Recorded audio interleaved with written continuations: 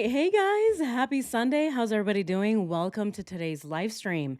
We're going to be watching Unmasking Nichol Kessinger Part 6. We're going to continue with that series. So, we're going to be listening to Nichol Kessinger and her written statement. We've already read the full written statement on this channel. We did a full live stream on it, but I really want to see what Unmasked True Crime thinks about it. I want to see her analysis and want to see if there's anything that we may have missed, right? Because again, so many things that we miss from Nichol Kessinger because she just rambles on and on and on and on. Oh my goodness. Like I said, I've watched some of these videos 10,000 times, probably more. And yeah, I already know what she's gonna say next. I know the entire interview like the back of my hand. And still, we somehow still miss things because it's just word vomit after word vomit. So we're gonna be doing that. And just to let you guys know, I'm still somewhat sick, so I hope not to be coughing up a storm here.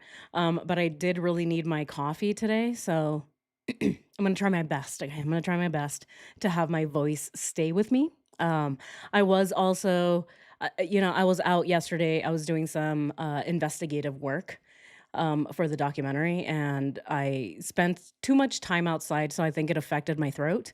And yeah, here we are. So yes, it was rough yesterday. My throat was killing me. I couldn't even say two words without my throat saying "Meh, stop." So just giving you all a fair warning here. This is coffee, by the way. I needed my cold brew today. It was a long day yesterday. All right, guys, but I hope you're all doing well. I hope you've all had an incredible weekend. I hope you're all staying either warm or cool wherever you are. And if you're near the fires, I hope that you're all doing well and you're not breathing in all the nastiness, right? There's so much grossness.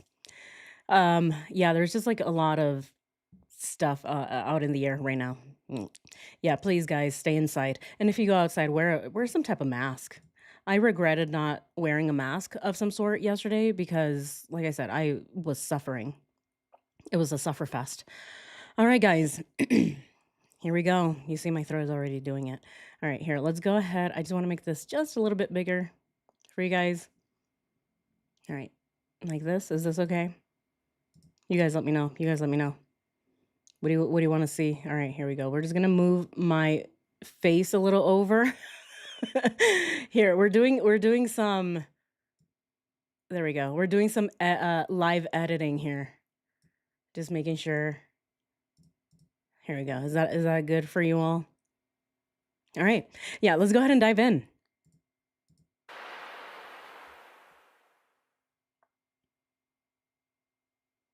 Hey guys, it's Vanessa from True Crime in Colorado.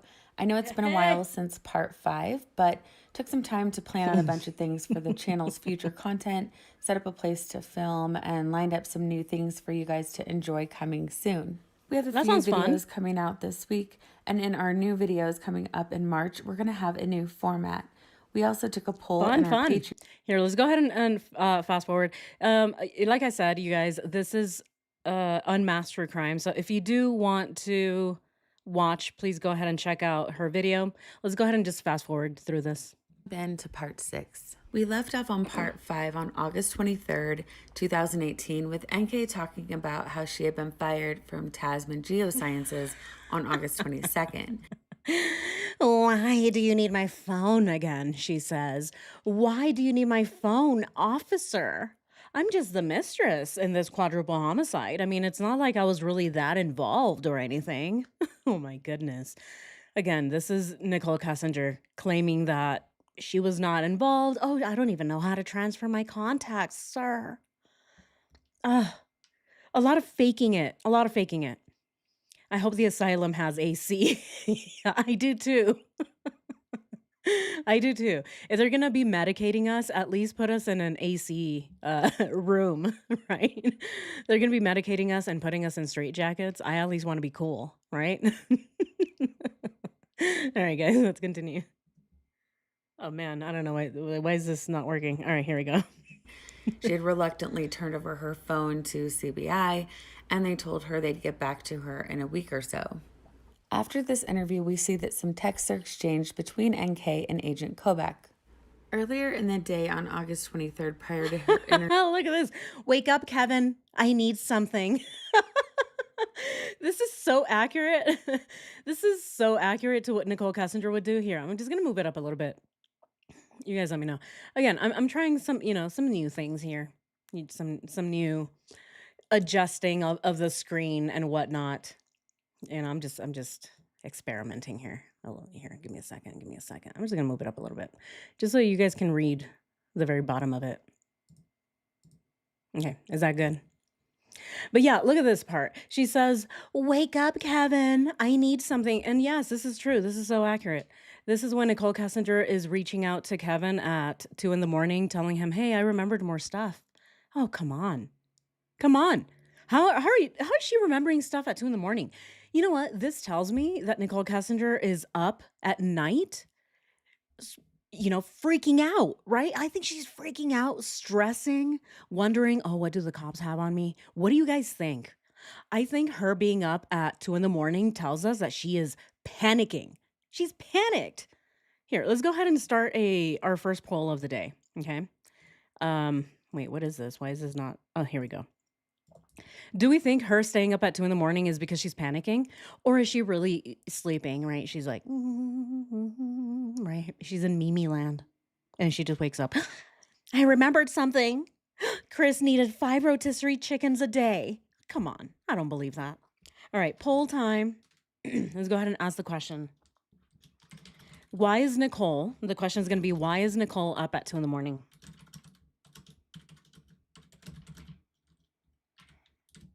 Why is she up at 2 a.m.?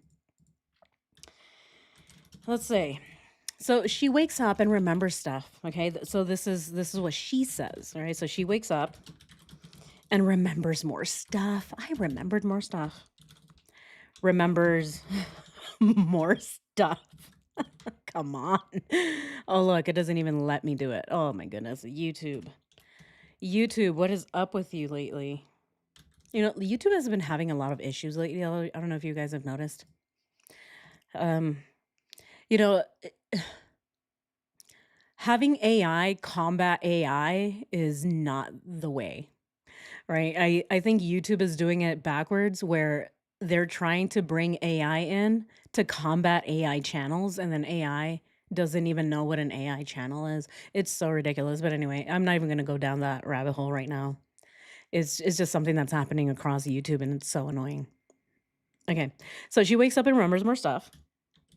She's panicked, which is what I think. She's panicked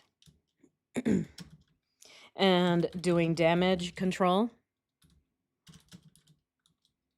Okay, it doesn't let me, so I'm just gonna put CTRL. Okay, that's gonna be control. What is the other reason? What is the other reason? Oh, I like that one. Okay. All right, and what would be the fourth option of why she's up at 2 in the morning? What else would she be doing up at 2 in the morning?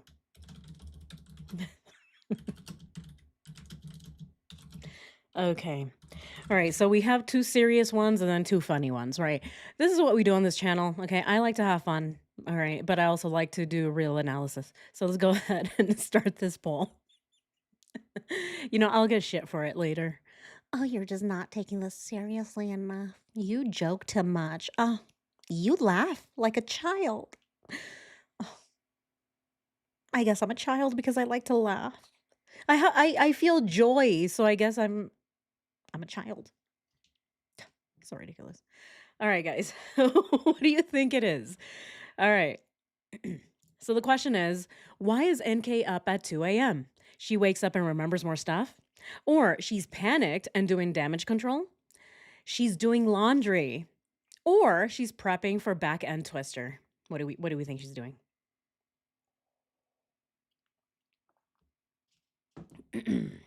Yes, Angela, thank you so much. Thank you so much for the super chat. I can't wait to go to the asylum with everyone. Yay! See, neither can I. And I think the reason that I don't mind it is because we're going to be there together, right? We're all going to be there together, so it's going to be a fun time. I'll All the insane people unite. We're all just gonna be at the insane asylum together, guys. Fun times. All right, guys, let's continue. You guys keep keep voting. Angela, thank you so much for the super chat. Interview, we see her texting Agent Kobach at 4 a.m. in the world that has no boundaries with her and her texting. And she's put Look at this. SIM card located, going to pick it up in about an hour or so to make sure everything is functioning, she says. How absurd. I'm going to go pick it up later. Okay, so early afternoon, says Kevin. Yeah, this is her doing damage control every step of the way. Every step of the way. There is nothing that Nichol Kessinger is doing here that tells me that she is actively trying to help police. Let's go ahead and rewind that again. I just want to hear what she said. in the world that has no boundaries with her and her texting. That was it. A world that has no boundaries between her and her texting the police. She doesn't know boundaries. Have you guys I mean, I'm sure we've all noticed that, right? Nichol Kessinger doesn't know what a boundary is. Isn't that insane? She doesn't know them. She's like, "What is a boundary?" "Oh, I'm sorry. You don't want me to bother you and harass you? I don't really know what that means. I'm going to do what I want." Yeah, I don't think she understands what a boundary is. I mean, she's texting this poor man at 2 in the morning as if he's gonna wake up and be like, "Oh my God, what is it that you remember, Nicole? Here, let's talk." No, no, this man is sleeping at 2 in the morning. And she thinks that she's just gonna text him. Like, come on. No boundaries. Can we take our cats? Oh, where? To the insane asylum? I'm sure we can. We might have to sign a waiver or something, right? We're gonna need the asylum that allows pets, right? Do you guys allow animals here? Yeah, I have to sign a waiver. Okay, fine. Yeah, we gotta sign a waiver because if we take our cats in, if we take them to the padded room, the cats are gonna definitely scratch it, right? They're gonna be like, it's not gonna be padded anymore. A marriage is a boundary. She bulldozed, yeah, straight through that shit. Exactly, V-Bug. Yes, thank you so much for saying that, right? Yeah, the most obvious of all the boundaries that she didn't respect was a marriage. A marriage, a whole family. And she's like, "You know what? Nah, I don't care. I don't care that you have an entire family, a whole life built with this other person. I don't care about that." Yeah, she did not care about boundaries. Hmm. All right, guys, let's continue. and she's pushing him for approval on a therapist. She then tells him that the SIM card on her old phone is broken and she's going to go to Verizon when they open at 10 a.m.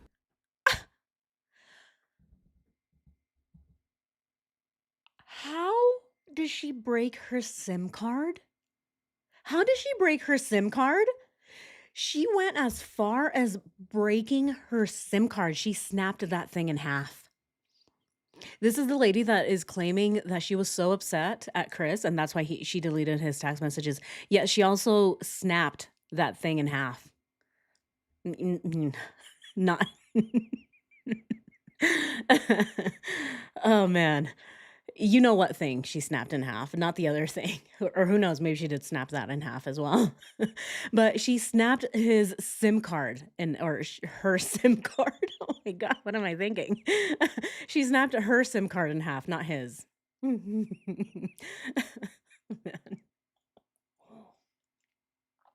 But yeah, how did she do that?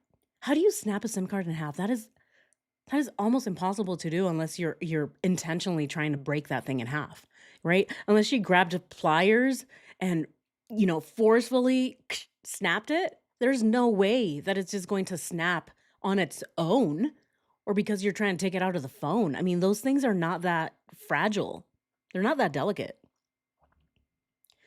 Yeah, one wall one wall-to-wall scratching post. Yes. What? Josie, did she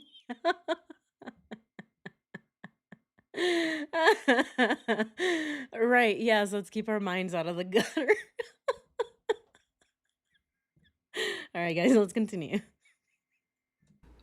She tells Agent Kobach that luckily she remembers much more now. It's not a lot, but she's typed up pages and pages of information, and they're trying to decide on a date when she can come and give it to him.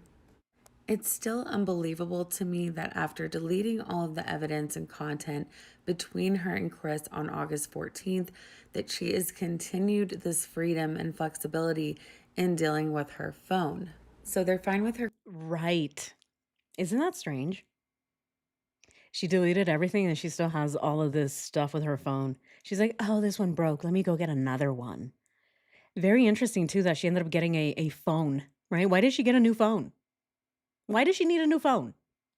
going to Verizon to talk to them about her phones, to change out her SIM card.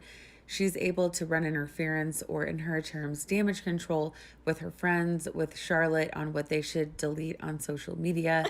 And I love this. If you could also delete your texts, that'd be great. I love the photo that she used. I don't know why this tickles me so much. It's just I do picture Nicole Kessinger looking like that though. She's like, "Gino, Charlotte, Danielle, Jim, can you guys please delete all of the photos of me from your social media account? Please." I do imagine her looking like this. with their phones. In a case of this magnitude, it's just frustrating, it's confusing, and mind-boggling. After the interview, NK texts Agent Kobach at 6:30 p.m.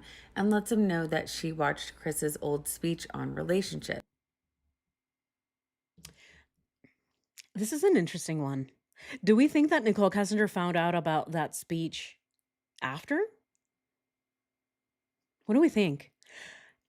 See, Nicole was always stalking this family, so I don't know. I think that she would have found that YouTube channel before this investigation. Or what? What do you guys think about this? I've always wondered about that. Look, she says, "It was eerie. Still haven't completely processed it," she says, "but it made me feel like I'm not the first woman he's dated outside of the marriage." Look at this. She's already planting seeds. She's already trying to say, "Oh, I'm not the only one that he was dating outside of the marriage, so I'm not the catalyst." Again, Nicole Kessinger blames everything and everyone else but herself. But herself. She wants to throw everyone else under the bus. "Oh, maybe it was Trent Bolte. Maybe it was that other lady, Amanda or whomever, McMahon, or who knows? Maybe he was dating some other women. I just had no idea, no clue." Come on. She's planting seeds, right? What do you guys think? I really don't believe that Chris Watts had even any time or especially the energy to be dating other women, especially while he's dating Nicole Kessinger. It's so ridiculous. When would he have time to do any of that? When? Here, let's go ahead and look at the calendar. Calendar time. Let's go ahead and do the bigger screen. Here it is. Okay. When would Chris have time to see other women? Unless this was before, right? Unless we're thinking, okay, this was way before June, July, and August. Maybe he was dating other women. I still don't think so, though, because Chris, when is he going to do it? When is he going to do this? I don't think so. I really don't. What do you guys think? She watched it way before. Definitely not. It's not. Yeah. Yeah, it's her with that MO. Why did she watch that? What the hell? NK had him microchipped. Yeah, he wasn't doing anything without her knowing. I agree. I agree. He was microchipped. Like yeah. She took him to the nearest veterinarian to get him microchipped. Hmm. All right, let's continue. I will link this video in the description for anyone who hasn't seen it. Agent Kobach asks her what she thought of it, and she replies that it was quote unquote eerie and that it made her feel like she wasn't the first woman he's dated outside of marriage. I find this interesting. I've watched the video and it is eerie in that he describes factors that can lead to the disintegration of a relationship. Look at him.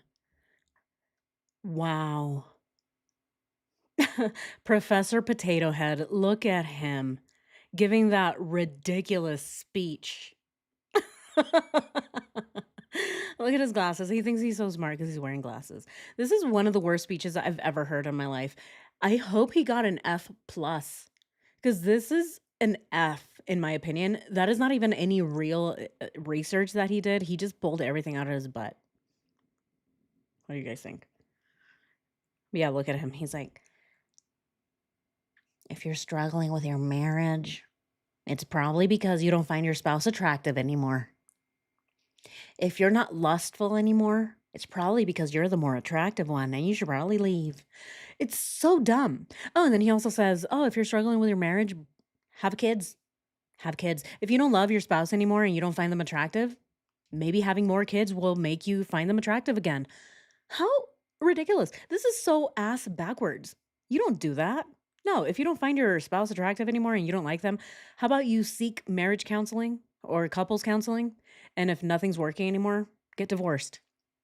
Get a divorce. It's not the end of the world. Divorce is good in many cases when relationships are not working out anymore. And what happens with he and Shanann kind of plays out like his speech, but they're pretty standard issues that can arise in any relationship. NK has spent this entire time emphasizing how much of an introvert Chris is and how it's so rare that he would open up to anyone, and that it was her specifically who had had that effect on him. See, this is why Nicole Kessinger thinks she's so special.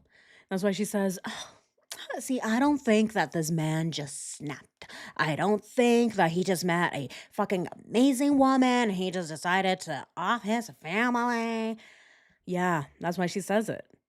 She thinks she's such a breath of fresh air because Chris never opened up to anybody, but he opened up to her. Oh my God, I must be special, she says. No, no. All it really just means that she's the only one that showed him any attention. Really, she's the only one that thought, "Oh, I love that weirdly shaped head of yours." And he's like, "Oh, thank you. No one else does." That's really the only thing that happened here. But she thinks she's special. Come on.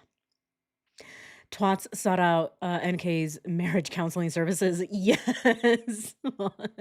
Yes, that's very true. Yeah, that's very true. Yeah, he did seek out those marriage counseling services. Pro boner, right? V-Bug.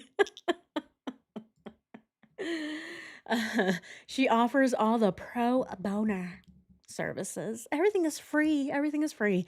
I love to help my clients out with some free marriage counseling. I don't charge any of the men. No, no, no. She is a humanitarian, as we know. She loves to help others.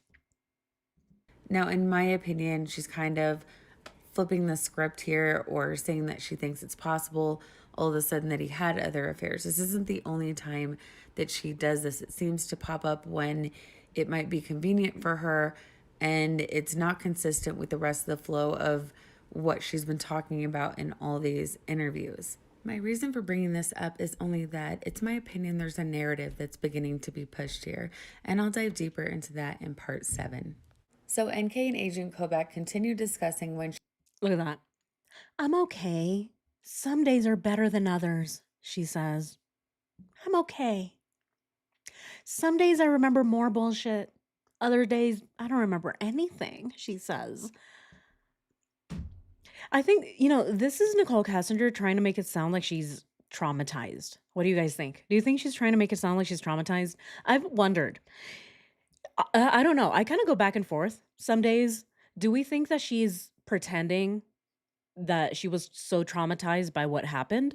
Or or is she really saying I don't remember because so many things happened all at once? What do we think she's doing here?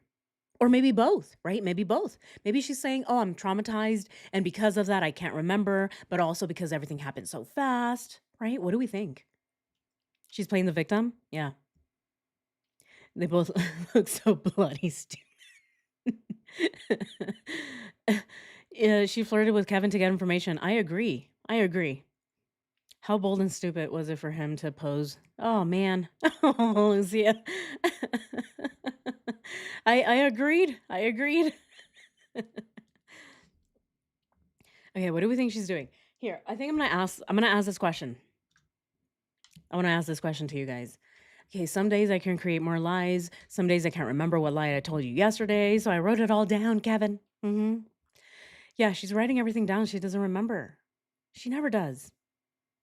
Okay, how bold and stupid was it for him to pose with NK in so many pictures? Oh, right, right, Chris. I know, he's so dumb. Okay, let's go ahead and do another poll. I wanna ask you guys about this.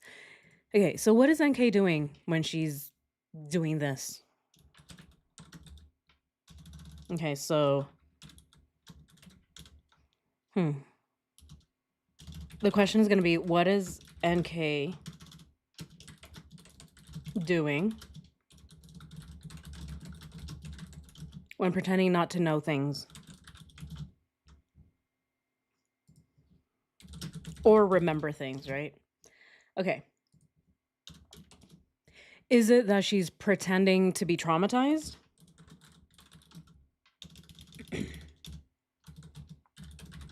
Pretending to be traumatized. And again, right, it can be a combination of things. Okay, so which would make her the victim, right? This would make her the victim. All right. And what's the other one? So she's just really forgetting things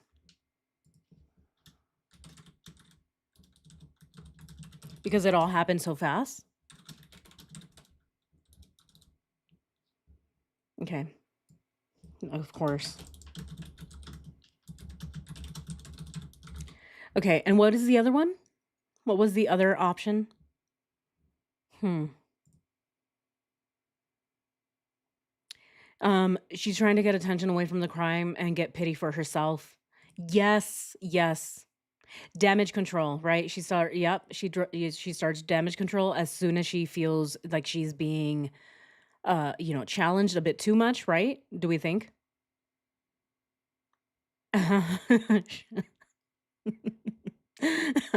Yeah, well, yeah, Shanann loved his oddly shaped head apparently, and so did his mom.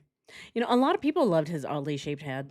And I still question too, like, what did Shanann even see in him? I question this about everybody. It's all equal. It's all equal. Oh, yeah, all of the above, right? Yes. All right. And then all the above. Okay. All of the above. Okay. All right. So there we go. All right. And let's go ahead and start this poll.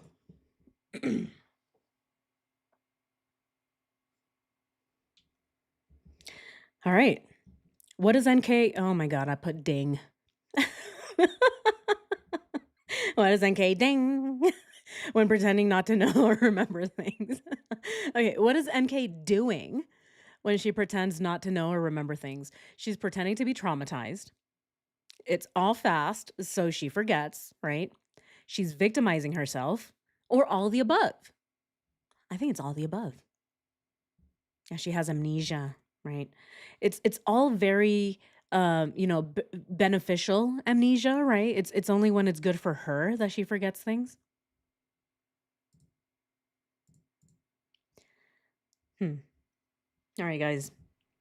Yeah, you guys go ahead and vote and let's continue. She can come in and give him this new information.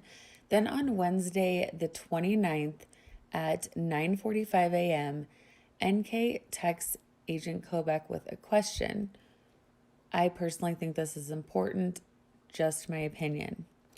NK texts him, "Did you see the news?" He replies with yes. Then she replies back with, "Think that's a real claim? If so, think you can find him?" He replies with no idea and yes. Did he ever mention anything about that? Her response is with no. Think that's a Let's real go and see claim? that. If so, think you can find him? He replies with no idea and yes. Did he ever mention? Okay, look at this. Not at all. I don't know if I believe this yet, but he fooled me into thinking he was a much different person than he is. So anything is possible. I think it's the other way around. She's projecting here. What do you guys think? I think she's projecting. She fooled him and everyone else in the whole world that she is a different person than what she really is. Now, of course, I'm not excusing anything that Potato Head did. Of course not. Again, he's a 33-year-old man at the time that this happened. So everything that he did is inexcusable. It's inexcusable. He shouldn't have been that stupid. But again, I think that a lot of it was Nichol Kessinger pressuring him, right? It was the pressure, it was the constant badgering, um, constantly putting Shanann, or what is it? Just constantly saying all these negative things about her and using all the stories against her. So, yeah, after a while, I think Chris is like, "Oh, I think you're right. I think you're right. This is probably why I'm unhappy in this marriage." Even though he wasn't able to figure it out on his own, he needed Nicole Kessinger to tell him, "Hey, I think you're unhappy because you have no money," even though Chris never even cared. Right, and then she's telling him, "Oh, I think you're unhappy because your wife is mean to you," even though he never really cared. These are all the things that he never even thought about because, again, I think he's that dumb. I think that he just has 2 or 3 little specks of dust floating inside in his skull, and that's how those 3 specks, create some type of energy field, and that's what gets him to be able to just move at least, right? I mean, he's still able to walk and talk. How is he able to do that with no brain? Well, it's the 3 specks of dust. I really do think so. It's a little force field or something. It creates some type of, there's some type of static electricity going on, and that's what gets him to be able to, like, move and speak and go, "Hello, my name is Christopher." But other than that, I don't think he has a brain. Mention anything about that. Her response is, "Not at all. I don't know if I believe this yet, but he fooled me into thinking he was a much different person, so anything is possible. But I do have some dates for things that he said that I think are in line with what this guy is claiming. I already had them on my list to talk to you about." As we know, these messages are in reference to Trent Bolt, and Trent Bolt came out to the media on August 28th saying that he was the ex-lover of Chris. So what jumped out to me is this. We are Hold on. 2 weeks out from the murders. She's been spending all of these interviews saying that Chris murdered his entire family for her. We have these contradictory statements. At first, she didn't know him. Then the relationship was so intense that they were looking for, a place for him, and he murdered his entire family, and she said just for her. But now, 24 hours after this story comes out with this person coming out of the woodwork saying they had a relationship, she contacts Agent Quebec about it, is ready to jump on the story and believe it. Not only that, but she says that she's already added it to the information that she has to give him. And then the most interesting part of that is her saying that the quote unquote timeline adds up. Again, we're going to take you down the rabbit hole with this in part 7 and all of the interesting things that we did find. But before you get to part 7, after this video, you might want to check out our video on Trent and NK. It's under 4 minutes, and I will link it in the description as well. NK and Agent Kobek go on to discuss the article by Shakedown naming her as Chris's girlfriend. She tells Mm. Kobek that they're grasping at straws, which is kind of an odd statement just because Shakedown was correct in that she was the mistress. Oh, Nicole, Nicole. Yeah, I saw that. Those people are grasping at straws. That picture is very, very old, and they don't have my last few employers or my correct address, or even my last few addresses for that matter. I'm really doing my best to stay out of the public eye. I don't know if that's what she said at the end, but I'm assuming that's what she said, right? Grasping at straws, she says. Really, Nicole? You ended up being the mistress. No one is grasping at straws here. It sounds a lot like when what's his face? Rourke talks, right? He says things like, "Oh, this is a witch hunt. It's a witch hunt." No, it's not. It's not a witch hunt. All the evidence points to Nicole Kessinger, and so it wouldn't be a witch hunt if the evidence points to her.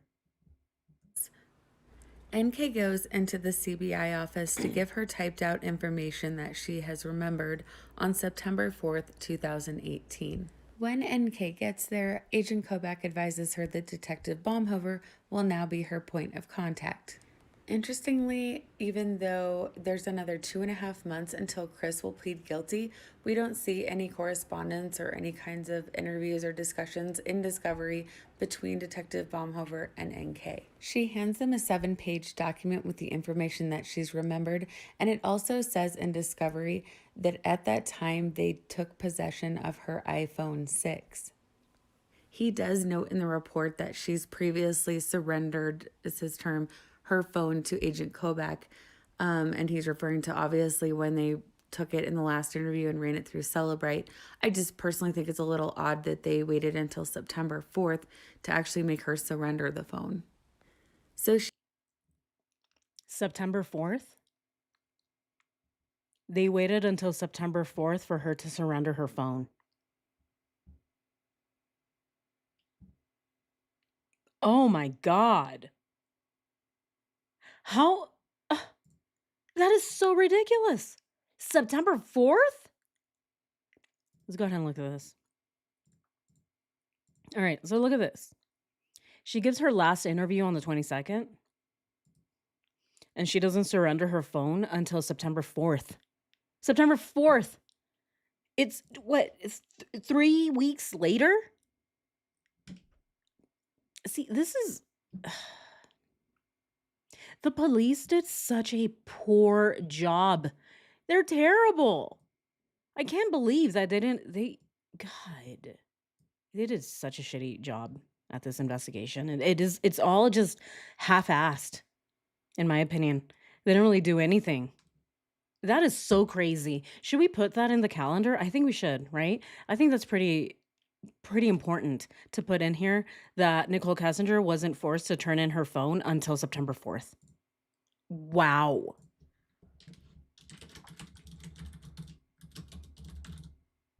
NK surrenders her phone almost 3 weeks after the fact. That's nuts. Unbelievable. Wow. All right, guys, let's continue.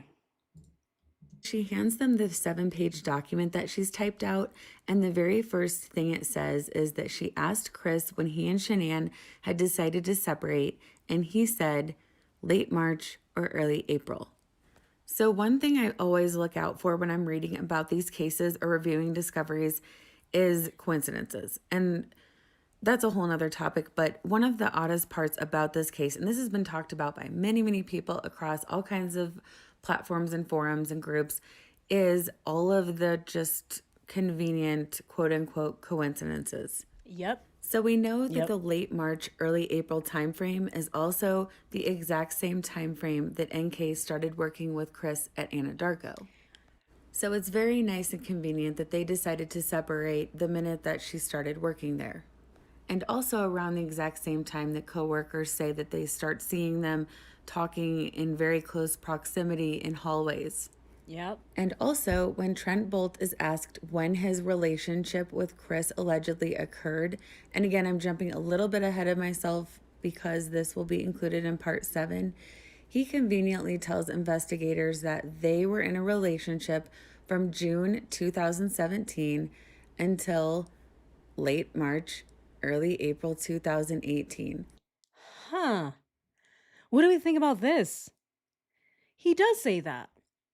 Yeah, he does say that he had this relationship with Chris in 2017 in June. And the text messages they do show that, right? They do show that they were texting one another in June. It really is the only connection that we have to Chris and Trent Bolt and Nichol Kessinger. Now again, I don't know. I still haven't, I myself haven't been able to verify whether Trent Bolt is a real lover or not, but those text messages are there. And so even if he's lying about the actual meetup, right? The actual meetup with Chris, I still think that it's plausible, right? That Trent Bolt and Chris were still talking. Again, I've said this before. I don't think it's that far-fetched to think that Chris was probably, into other people as well. I don't know. But what do you guys think? Wouldn't surprise me. Yeah, exactly. Anders. See, I wouldn't be surprised. If Chris Watts is as big of a narcissist as we all think that he is, he's gonna get his ego stroked anywhere. It doesn't really matter who he gets it from. He just wants his ego stroked by someone, right? Because he was feeling neglected or whatnot in his marriage, whatever the case may be. I think that he, again, if he's a narcissist, he would want to get his fix anywhere from anyone, regardless of what they look like, what gender, where they're from, what part of the country. It doesn't matter. To me, I think he's down for anything. So, again, perfectly convenient.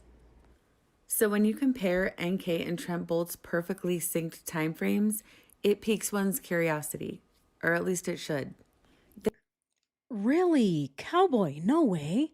Trent Bolt is a drug offender from my hometown. NK also has ties to Casper, Wyoming. Really? Wait, is he really from your hometown? That's so crazy. I have also, yeah, I've always wondered if Nicole Kessinger is in Wyoming. You know, as we know, there is no signal in Wyoming. You don't even get full service in Wyoming. So if anything, that would be the place where she would go to try and hide from the rest of the public. I've always wondered. I do think wherever Nicole Kessinger is, again, not that I care. I don't really care where she is. I just want her investigated at the very least. But if she is somewhere, I would think that she is in Wyoming or Montana, somewhere really, really far away where nobody finds her. Somewhere remote, at least, right? Who knows? Maybe she is in Alaska with the moose and her cousin. Then throw in NK's comment or text to Agent Kobach on the morning of August 29th before investigators had even gotten a chance to talk to him. It's right around the time everything kind of blew up in the news when she says, I do have some dates for things he said that I think are in line with some things the other man claimed. So when you think about it, I mean, realistically, what are the odds that both of their timelines are going to match up that specifically? I mean, especially considering the fact that neither one of them can produce anything to back that up. NK Mhm. has organized this 7-page document of stuff she's remembered by date. And a lot of this information, as you look through it, you see is basically just passive aggressive digs at Shanann with what seems to be very little evidentiary value. Yes. Yes, I agree with this.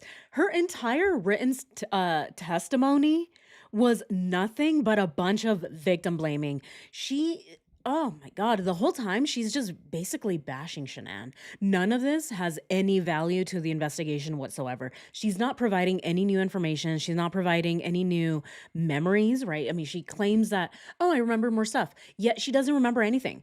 The only thing that she remembers is Shanann being bossy, Shanann being mean. Oh, she's so controlling. Oh my gosh, she did this to him. Everything is about Shanann. The entire statement. Most of it, if anything. And look at this, right? The communication breakdown she talks about. She says, "Oh, Shanann was bossy." She writes the word bossy here like 4 times, and it's back to back. That's all she does. She just wants to throw Shanann under the bus constantly.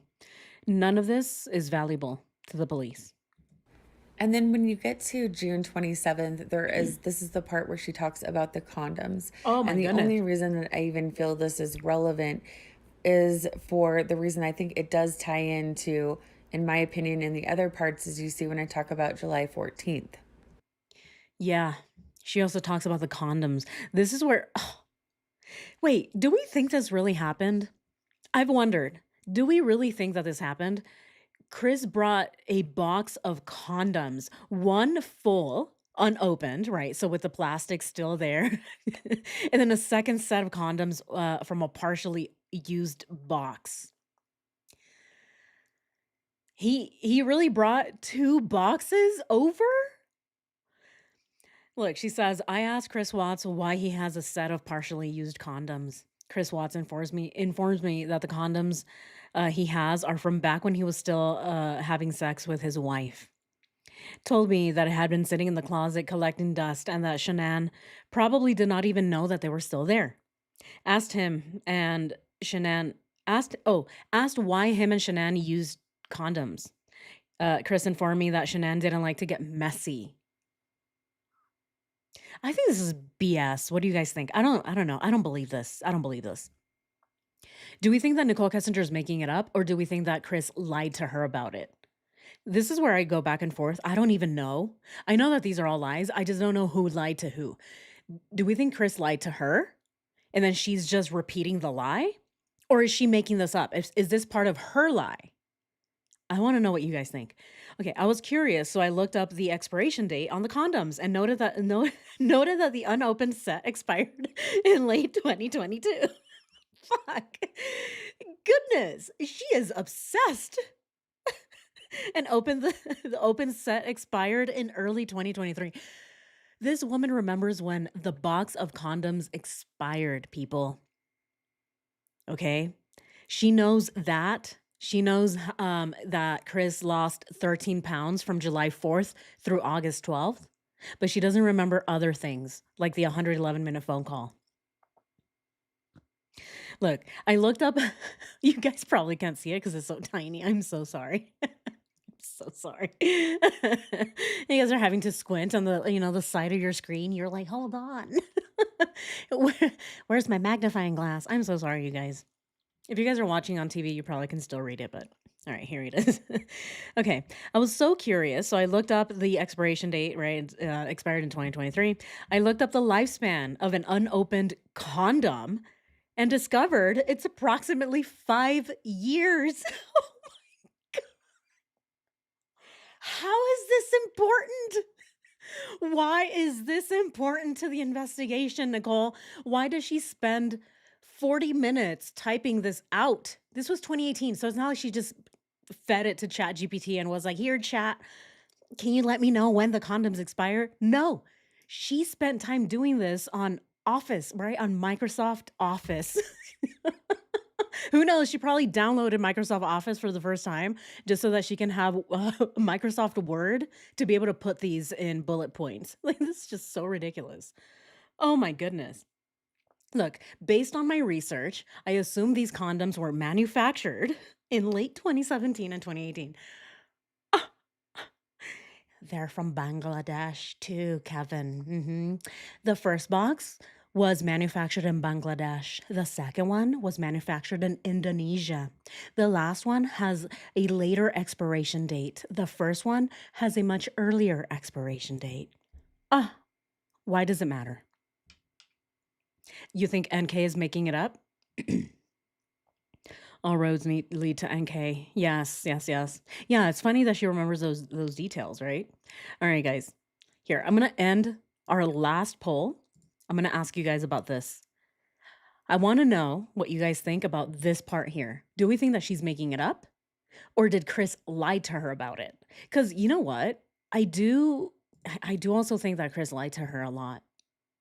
I think he lied to her.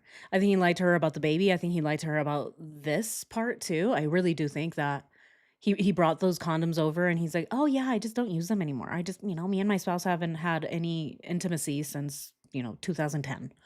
I really do believe that he was lying to her. All right, what do we think? Do we think that Nichol Kessinger is lying about the condoms, or did Chris lie to her about it? All right, so the question is, what do we think about the condoms?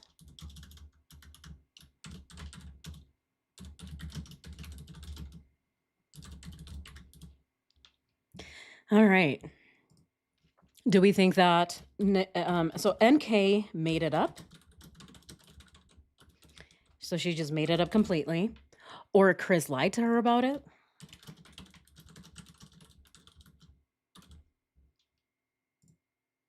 What do we think?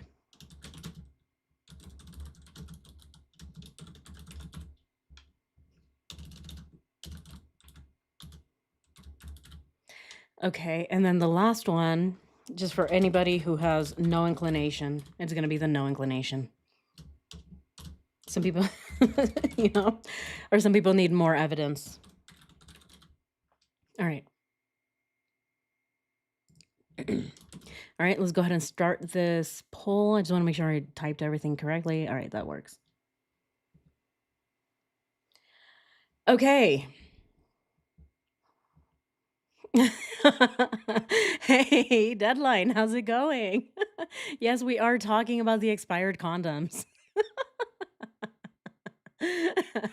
Okay, what do we think about the Trojan micro? About the Trojan micros. They fit on your pinky.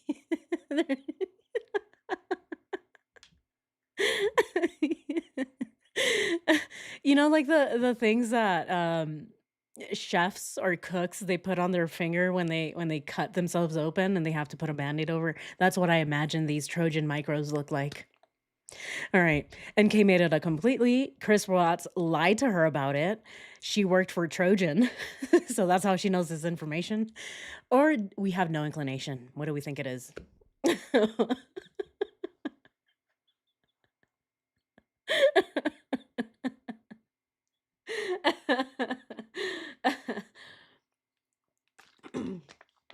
All right, guys, you guys vote away. Vote away.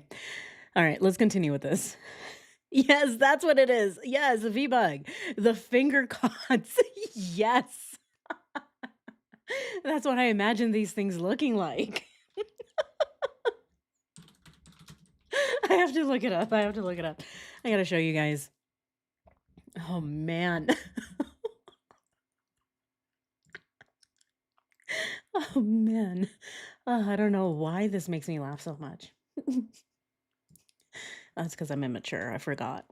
I forgot. Something I just forget. I'm so immature. These guys, these. That's what I imagine they look like, right? Like, that's why there's more in each box, right? What? Like a regular one has, I don't know, 50 count or something. This one has 250.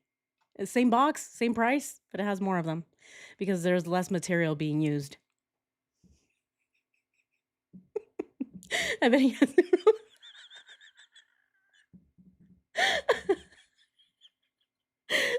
He's gonna roll them up. Oh goodness. Can you imagine? Yeah, he's having to roll them up. He's like, okay, I just need half. I just need half. These are still too big. Do we have micro plus? Do those exist? Right. Do you guys have any extra smalls? Maybe 2X? 2 extra small? I'm special. All right, guys, let's continue. There's definite areas here that she's very focused on. Oh, And man. whether she's aware of it or realizing it or not, she gives away sometimes what she was focused on during the relationship. And Dang. the 627 information is a good example of that. Oh, man. I can't believe we even have a photo here, right? Oh, man. Look, why so interested in topic of birth control? Again, yeah, why does she care so much? And this part's never made sense to me because the obsessive researching of the condoms and all of the detail in that, whether or not they used condoms or not, has nothing to do with proving whether they were intimate or not with each other. Exactly. Exactly. Not only does it not prove anything about the intimacy, but who cares? Who cares? In the grand scheme of things, okay, when we're talking about a quadruple homicide, where the condoms were manufactured and when they expire, what's the shelf life of them, none of that matters. None of that matters. It's not valuable to the investigation. So why do we care? That's not even, that doesn't, she's pushing it off that way, but it doesn't make sense. What that research was about, in my opinion, but I think it's pretty obvious, is birth control. What she's really looking for in that research right there with the condoms is whether or not Shanann's pregnancy was an accident or intentional. Oh. Oh, wow. I guess I've never oh, wow. I've never thought of it this way. Oh, that's crazy. That is crazy. I never thought of it this way. This is revelation. This is a revelation to me. Oh my goodness. Let's listen to that again. Was about and proving whether they were intimate or not with each other. That's not even, that doesn't, she's pushing it off that way, but it doesn't make sense. Right. What that research was about, in my opinion, but I think it's pretty obvious, is birth control. What she's really looking for in that research right there with the condoms is whether or not Shanann's pregnancy was an accident or intentional. I've never thought of it this way. I think that this is true though. I agree. I agree. I think that Nichol Kessinger was so pissed again, right, at Shanann being pregnant that she was trying to figure out whether or not the baby was planned. right? Because if the baby was planned, that means that Chris was fully invested in that marriage, right? I think that's what she's trying to get at. Oh my goodness. That's what she was trying to get at the whole time. She's trying to figure out, "Oh, is this guy really lying to me?" As we know, Chris is the one who wanted the baby. He is the one who requested the baby. He asked Shanann, "Hey, can we have a baby?" Shanann agreed, right? And that's why she got pregnant. Because she has to agree first. It's her body that she's putting through all of this, right? And so, yeah, she has to be the one to consent to this. And so, because it was Chris who wanted the baby, she ended up getting pregnant. And so, it makes sense that Nichol Kessinger wants to know, "Hey, did you want this baby? Did you guys plan it? Or was this an accident?" Because if it's an accident, then I think that she can, I don't know, convince herself that it's less serious maybe, right? Or she will be less insecure about it because if it's an accident, well, you guys didn't plan it. It kind of just happened. What do you guys think? Holy shit, this is so crazy. I never thought about this. I certainly hope that the new DA drags her into an interview room and is placed with a detective that sees her as, as a scraggly tart. I hope so too. I hope so too. It's the best we can hope for is the new DA. That's crazy. Wow. Okay, guys, I want to ask you about this. I do want to ask you guys about this.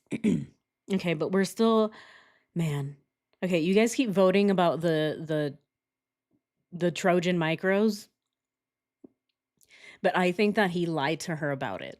And this is why she's Googling it. That's why she's so obsessed with these condoms, because she wants to know if the baby was planned or not. This is so insane. It's so crazy. Looking for her 15 minutes of fame. She worked with Nicole Atkinson at the salon. Oh, are we talking about McMahon? I don't believe anything that lady says. And, it's just, especially the people even paying attention to that or giving her any airtime. I'm not giving that any airtime because there's just nothing that points to any of her statements being real. We're talking about Amanda McMahon here. I don't think she's real. I think she's lying. All right, guys, let's continue. And you'll see a few pages in here when we get to July 14th, which I've brought up in previous videos. So you already know why I think that day is important. But you'll see where I think that she slips up again, and it ties into this as well. When she talks about July 4th on here, she doesn't mention anything about getting mad at him that morning when he spent the night and Shanann called 10 times. She doesn't mention anything on here about showing up at his house. Yes. Remember, we talked about this in the live stream where we read through all of her, ridiculous statements. Here, let's go ahead and look at it. So she talks about July 4th, and she does not mention the bigger events that happened, right? She doesn't mention how Shanann called Chris more than 10 times. She doesn't mention how Chris left her apartment to go home so that he can tend to Shanann and the girls. She doesn't mention that she drove to Chris's house after Chris left. She also doesn't mention that she had a temper tantrum, right? That she had her little witch fit. She does not mention any of that. Look, she makes it sound like it was just another day. And of course, blaming it on shenanigan, right? This is where she's blaming it on finances. Here, let's go ahead and read this real quick. Look, so on July 7th, she says, "I complimented his home as being very beautiful." That's her first bullet point, right? She looked at this and said, "Oh, yeah, this is important. I need to put this in there. Oh, yeah. I'm going to spend some time typing this because this is important and it needs to go in here for the investigation." I don't know how. I don't know why this is important. Again, I think that it's all about her, right? She's trying to make herself seem like, "Oh, I just really thought that their house was beautiful." Everything is about her. Next bullet point. Chris Watts said that he had always wanted a smaller ranch style home. Oh my God. What does this sound like? It sounds like she's saying that he was living against his will in this house that he didn't want because that house is what she wanted, right? It's what Shanann wanted, not what Chris wanted. Again, a subtle victim blaming here. Next bullet point. Chris Watts said that Shanann insisted on the big house. Here we go. Here we go again. Shanann insisted on the big house because she'd like to throw parties and make it look like they had everything. Ugh. What is this? This is a lot of victim blaming. That's what this is. This is victim blaming. Look at how she's doing that, right? Look at how she says, I complimented him on his home, and oh, Chris always wanted a ranch style home, but he insisted that he lived in the house because Shanann wanted it, because she threw parties, because she wanted to make it seem like they had everything. She's bashing Shanann. That's all she's doing. Next bullet point. I asked him what type of parties he was referring to, right? This is one bullet point on its own. This could have been, I don't know why she didn't combine this into two. Next bullet point. Chris Watts shook his head left and right. Huh? Left and right? And said, just expensive parties. This sounds like she's writing a novel to me. All of this sounds like fiction. Look at how she's writing it, right? She's adding so much detail there that doesn't need to be there. She sounds like a creative writer, right? Like some type of romance novelist or something. The man shook his head left and right. He looked up at me with those big eyes that look like massive mosquitoes. I don't know. He looked at me and said, just expensive parties, in such a dreadful voice. This all sounds so ridiculous. Next bullet point. Chris Watts tells me that they had the house built, and the only part of the design that he had any say in was the stonework and the paint color on the exterior of the house, right? Oh, wow. Chris chose that ugly brown tan color. He chose it because it's his favorite color. Again, what does this sound like? It sounds like she's trying to make it sound like Chris was so fed up with that marriage because Shanann didn't let him do anything. He wasn't even allowed to choose the color of the interior of the house, right? He wasn't allowed to choose anything. And so because of that, he murdered his family, right? It's constant victim blaming. Oh, it's because of her. It's because of her. Next bullet point. Chris Watts said his mortgage was $2,800 a month and that he was tired, look at this, tired of being house broke. More victim blaming. Next bullet point. I asked why it was so expensive. This is a bullet point on its own. Why? She asked why it's so expensive. Chris Watts said that about $500 of the $2,800 was homeowners insurance. This question is kind of stupid. Why is it so expensive? Well, it's what is it? 4 bedrooms? 4 or 5 bedroom house? It's humongous. It's a huge house. It is in an HOA. So, yes, it's going to be expensive. It's Colorado. So, yeah, it's going to be expensive. She's asking questions that don't even make sense to me. Here, let's go ahead and look it up. Saratoga Trail. Okay. Oh my goodness. All right, here. Let's go ahead and look at it. She's asking, why is your house so expensive, Christopher? Well, it's 5 bedrooms, 4 baths, and it's 6,000 square feet. This is a humongous house, and it's a new build. It was built in 2013. Look at this. $100 per square feet. It's selling for over $500,000 in Colorado. And she's still asking really, again, irrelevant questions. Again, they live in an HOA. Here, look at this. Look at this. We can even see, oh my goodness. Oh, look at that. It was 800 in 2022. Oh my God. All right, but look at this.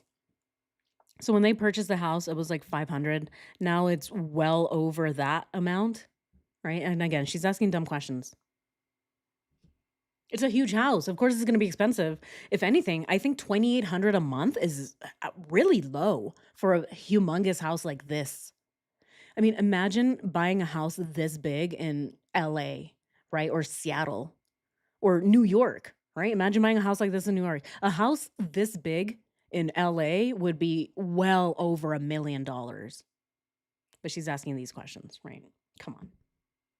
Wow. You like the new color? I don't. I really don't. It just, in person, it looks weird. To me, it looks like an insane asylum. Oh, yes, Nancy. Yeah, you know. Yeah, you definitely know. SoCal, everything is so expensive. That's cheap for my city. Exactly. Yeah, houses used to be good investments. I agree. Not anymore, right? They're going down. They're depreciating in value these days. All right, guys. I know we're getting into real estate talk. All right, guys, let's go ahead and continue. Upset and angry. She doesn't even mention the app this time. The whole thing on the 4th of July is her again talking about Chris's statements that from, secondhand of him making digs about Shanann and putting her down and talking about their house and how expensive their house payment was. And she remembers the exact amount of his house payment and even how much of that was homeowners insurance. Right. Shit. Even I don't know how much of my mortgage payment is homeowners insurance. But she knows. She knows. Oh my God. Wow. She knows how much he's paying in homeowners insurance. How much are the HOA fees, Nicole? Did you ask him that? Yeah, did you ask him how much he pays in water bills and electricity? No, she did not ask. I'm sure she did. She knows everything about this man. Everything, yet she doesn't remember the important stuff, right? She does not remember, oh, the 111-minute phone call, what she was doing the morning of the murders, why she pinged at 6:16 in the morning. She doesn't remember what time she got to work, right? All the big details she doesn't remember. But she remembers how much he spent in homeowner's insurance. Wow. So, yet again, she's remembering all the little details about things that were very important to her that bothered her and got under her skin, but yet cannot remember the content of the 111-minute phone call the night of the murders. Completely inconsistent, doesn't add up. She then goes on to talk about July 14th, which, if you've listened to this series, you know that I think is a very important day. Okay, before we get into that, I wanted to bring up uh July 4th, okay? Because we were talking about July 4th. She was mentioning all these things that weren't important, but on July 4th, a lot of other things happened that she didn't mention, right? And these are the important things here. Okay? Chris Watts went to fireworks. Chris Watts started his weight loss journey. As we know, this is the time that she visited Chris at the house. He was supposedly making chicken and carrots for her. And this is when she took his phone, his app, and got on there and started, working on his macros. Oh, Chris, tell me, how much do you weigh? Okay. How many rotisserie chickens a day do you eat? Okay, we're gonna have to up that. You're gonna have to triple the amount of rotisserie chickens you eat. Okay, how many carrots? Yeah, you definitely need 50 bags a day, right? She's the one that was getting him to do all this because she was trying to dial in his macros. But she doesn't mention that. Look at this. She goes to his house. She doesn't mention that. She had a meltdown. She did not mention that. And then there's also the pulled up to your place. She does not mention that. Chris Watts cleaning the carpet. No mention. She doesn't mention any of that. She only mentions, oh, he told me that his homeowner's insurance is so expensive. And we've talked about, what happened that day and why, but she goes on to talk about that.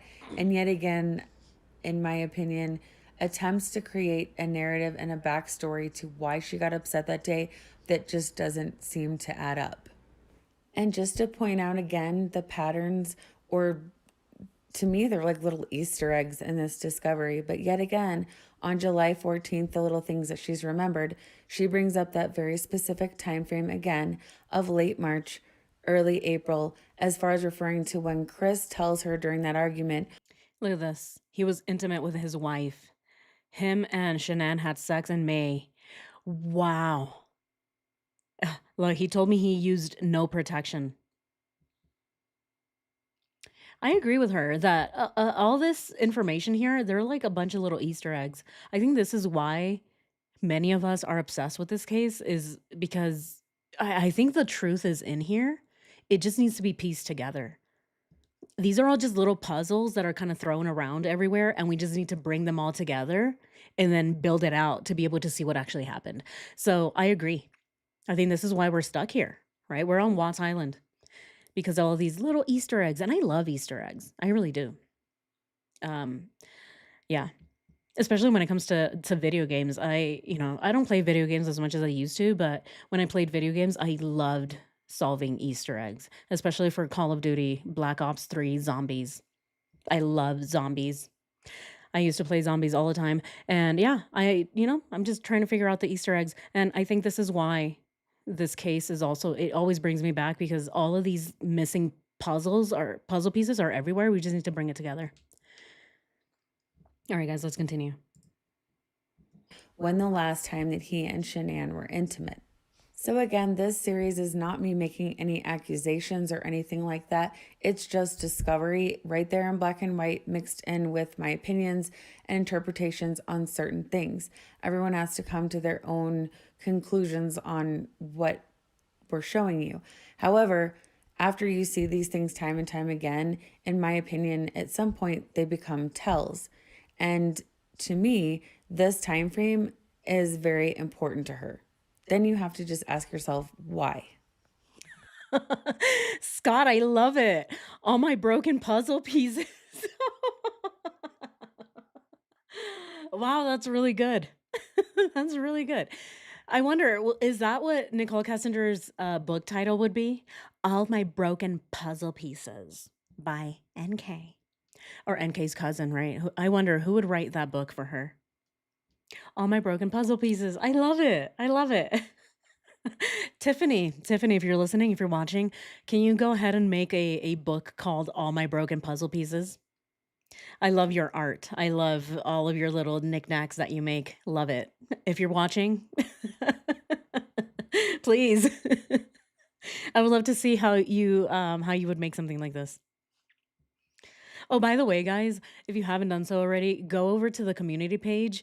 Tiffany added t-shirts. So actually the same top that Nicole Kessinger is wearing right now, she made some Nicole Kessinger inspired tops. You guys need to go see it. Yeah, Tiffany, oh man, Tiffany is always just making masterpieces here. All right, guys, let's continue.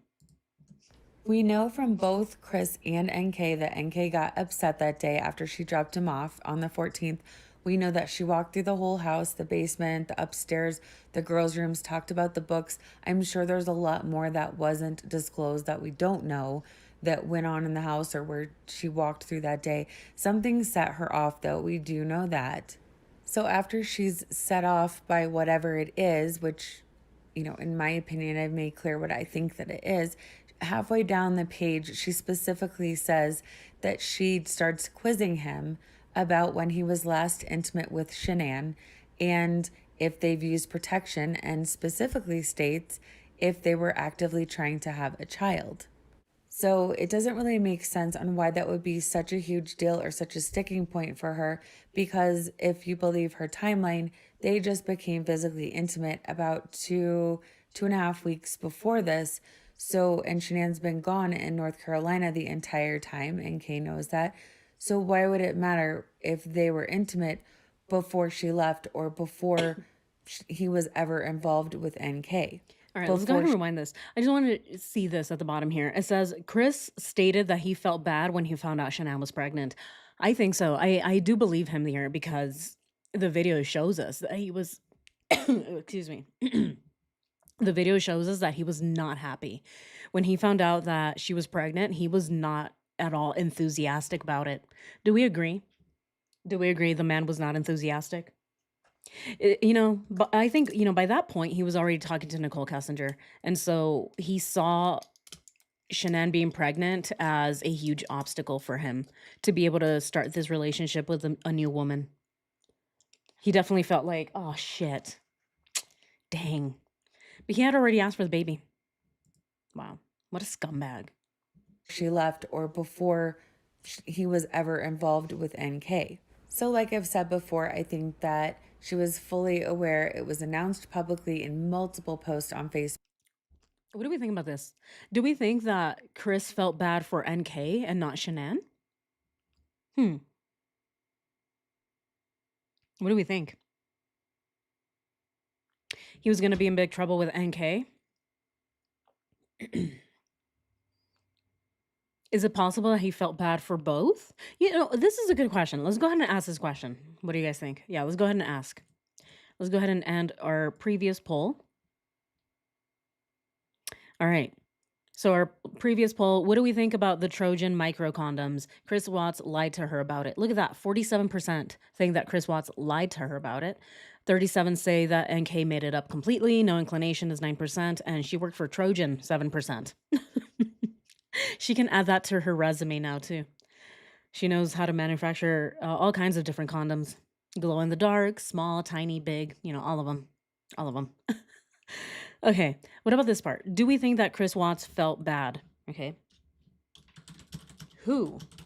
Who do we think Chris Watts felt bad for?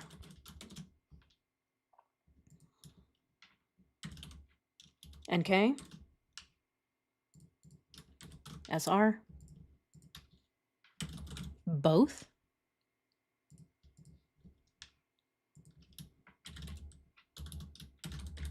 All right, or himself. Here, let's go ahead and start this poll. All right, who do we think Chris Watts felt bad for? NK, Shanann, both, or himself? I think he felt bad for himself. I don't even think he felt bad for Nichol Kessinger. He felt bad for himself. There's no way. And if he really felt bad for her, it was mostly that he was feeling bad for himself, right? Because again, I don't think that he was really all that enthusiastic having all these fights with Nichol Kessinger every day because of the baby. I think that he was over it. He's like, I don't want to fight about this baby anymore. So I think that he really only cared about himself. Yeah, classic narcissist. Exactly, Sam Spooky Witch. If it's true, here, let me go ahead and read this. If it's true that they were here, then NK and Chris Watts might have already been together before the announcement of the baby. Yes, Mia. I think so. I think, even if they weren't together, I think that they were at least flirting already, right? A lot of coworkers had already seen them talking really close in the hallway. So even if they weren't seeing each other, I think that they were at least flirting already, and Chris was already thinking about taking that relationship a step further. And so because of that, once he found out that Shanann was pregnant, he knew that that would be the biggest obstacle in starting this new relationship with Nichol Kessinger. Yeah, self-preservation. Exactly, V-Bug. Oh no, Carolette, you voted for NK by accident. Who were you trying to vote for? Him? Just let me know and I'll add it. I'll tally it. I'll tally it for you guys. That's why that's why I called her a scraggly tart. Oh man, that's funny. Is there a delay on the video? I always get a poll at last 10 seconds before. Really? I don't know. Maybe you are behind on the video. I'm not really sure, you guys. I don't really watch that many live streams. I guess I should so that I can see what they work like on mine. I only watch the video once it publishes. But I should probably start doing that more. All right. All right, guys, let's go ahead and continue. Facebook. We know that she was actively looking at both of their Facebook accounts. I think that with the information she put on her own notes, talking about the birth control, talking about when he was intimate, talking about they're actively trying to have a baby, I think that was her just getting really mad, walking around the house, being reminded of it. Maybe when they hung out at her house or they did other things, it wasn't in the forefront of her mind. But being there in Shanann's home and seeing the girl's stuff, who knows what else she saw, she got upset and it's Oh my god, look at that.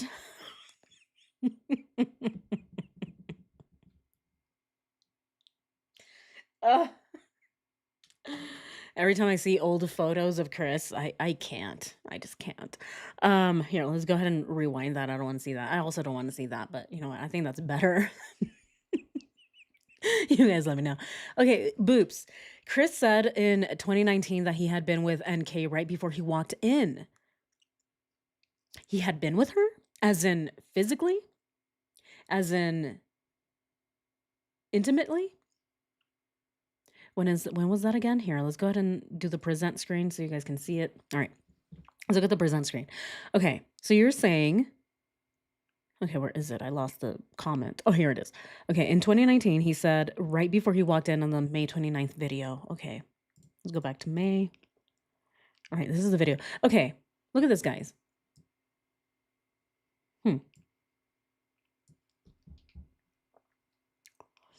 What do we think? If Nichol Kessinger was already working at Anadarko before that, I think, yeah, right? It's possible that they had already been together. But do we think that they were already intimate? I don't know. I don't know. I don't think they were intimate. If anything, they probably kissed, right? They probably made out. I don't know. What do you guys think? This is a good question. Let's go ahead and ask this question as well.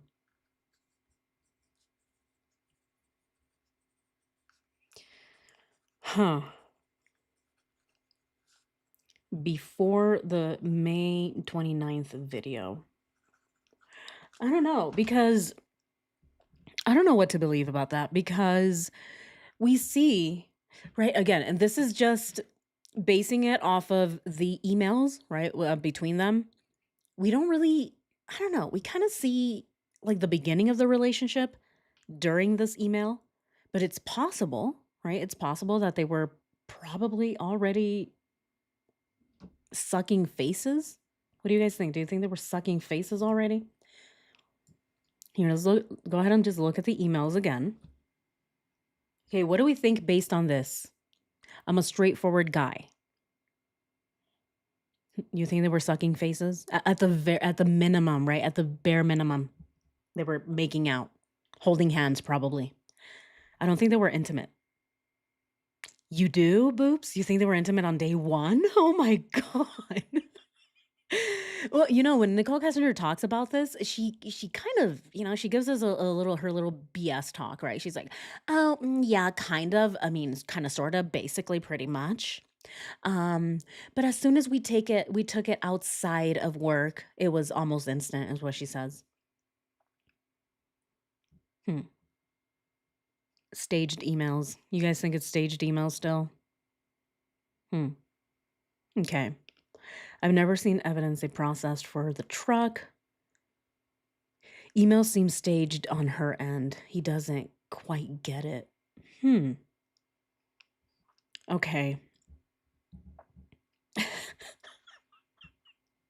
Oh, goodness, soily blue. I think no intimacy at the time of the email. Yeah, I agree. I agree with you, Ratified. I don't think there was any intimacy at the time of the email. So, and because the time of the email was June 12th, I still don't think there was intimacy. But I don't know. Here, I want to see what you guys think. That's a good question to ask. All right, let's go ahead and end the previous one. Unless you guys last minute votes, 66 votes. Does anybody want to add any last minute votes?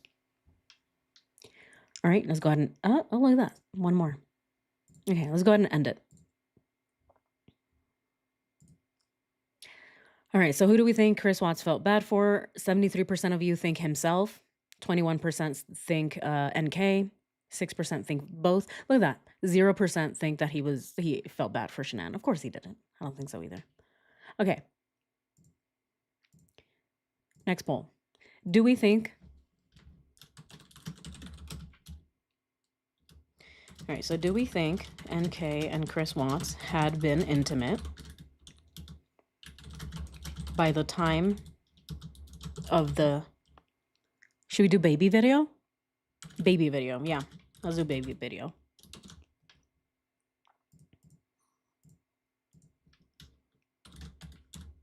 Okay, so yes, no. Yes, but... No, wait, let me see. Yes, but after the emails...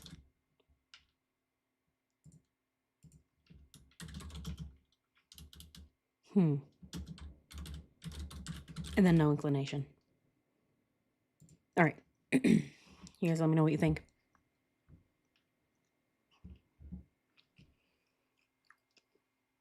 I don't think the emails are staged, but they were just careful about what they said on work devices. I agree. Yeah. All these work emails and stuff, they're all being monitored, they're monitored by your employer. Do we think NK and Chris Watts had been intimate by the time of the baby video? Yes, no, yes, but after the emails. So, yes, but after the emails would mean that it would be in July, or sorry, I keep saying July, June. It would mean June, which was what I believe. I do believe that they were intimate after, but not before. They probably just sucked faces or rubbed foreheads. Maybe, but why did he say it during the interview? The timeline never makes sense. That's so true, boobs. The timeline doesn't make sense. Hmm. Oh, hello, Miss Patty. How are you? Very, very nice to meet you.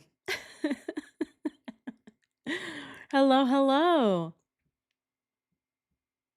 I don't see the point of staging. Yeah, same. Josie, same. I don't see the point in staging the email. I think it's way too early to be staging things, right? In my opinion. I don't know, right? What do we think? Do we think that Nichol Kessinger was already staging a quadruple homicide by then? I don't know, right? I don't know. It's possible.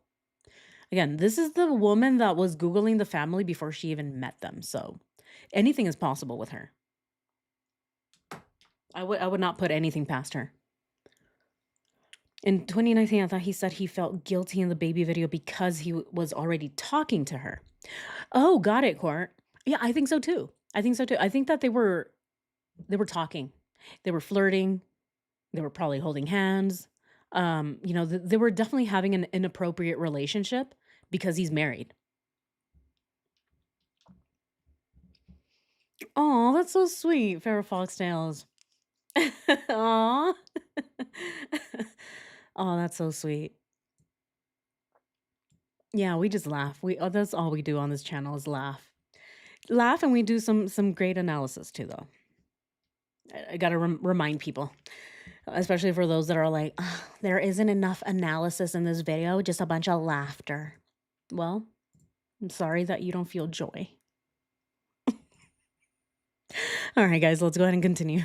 Her house or they did other things, it wasn't in the forefront of her mind. But being there in Shanann's home and seeing the girl's stuff, who knows what else she's Why isn't he wearing a bra? If Shanann has to wear a bra, so does he.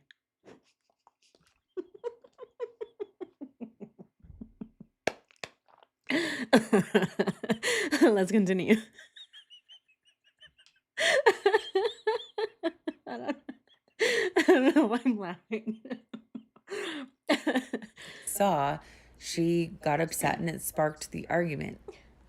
And as we all know, it's all pieces of a puzzle, and it does matter because every little thing adds up to the murders. Chris even said himself that it was this date. Oh no, Coffee and Dog Studio. Hey, Rox, I became a member. You didn't sing Celebrate for me. I'm so sorry. I do not want to, I don't want you to feel left out. Here, let's go ahead and celebrate. Celebrate, celebrate, celebrate. Coffee and a Dog Studio. Celebrate. Welcome. Thank you so much for joining. Thank you so much for becoming a member, Coffee and Dog Studio. Wait, was this today? Did this happen today and I just didn't see it? I'm so sorry. Sometimes I miss things because I'm just distracted, I'm just getting so distracted. All right, guys, let's continue. Around this time that he actively started planning the murders. So all these little pieces matter in the motive and in the plans and what happened, but there's just so much that we still don't know. She then talks about how upset he was and how different he was. Yes, I think so. Look at what it says. It says it's very possible that the pregnancy was the actual catalyst. I've been saying this since day one. Yeah, of course, Nichol Kessinger is the catalyst, but I really think that baby Nico is why an annihilation had to happen. I've said this before. What do you guys think? Because I don't know, right? I really do think that had baby Nico not been in the plans, maybe, again, I don't know, right? But maybe Chris would have probably gotten a divorce. I don't know. I go back and forth. But I really do believe that the reason that he had to annihilate his family when it happened is because baby Nico was about to be born. They were gonna go back to their regular routine, which Nichol Kessinger was not okay with, in my opinion. She was not gonna be okay with Chris going back to his daily routine of being a husband and a dad and picking up the girls from school. On top of that, having a new baby on the way. Yeah, she is. She is so pretty. I go back and oh my god. I don't know what the man was thinking. He's so stupid. So stupid. Chanel was so beautiful. Was following their big fight that next week, and how she asked him what was wrong, and he said it was basically her threatening to date other people. And this is conveniently, like I just said, when he said he started actively planning the murders. And at the same exact time, she starts pushing this mantra that she has. You know, she's not even photogenic. She's not even photogenic. All of her photos that she takes, it looks like she goes like this first, right, to the lens. So where you're supposed to take the photo, it looks like she goes like this. And then she takes photos because all of her photos look like this. They're all blurry. They all have fingerprints on them, right? It looks like she probably kicked her phone in the mud first and then she takes a selfie. Mhm. All of them look like absolute doo-doo, in my opinion. It's just the photo quality too. It's blurry. Anyway, let's continue. That she's been telling him from this point forward to go fix things with Shanann. Fix things with Shanann, while saying in the next sentence that their sex life suffered greatly, going from 3 to 4 times a day to 1 to 2 times a day.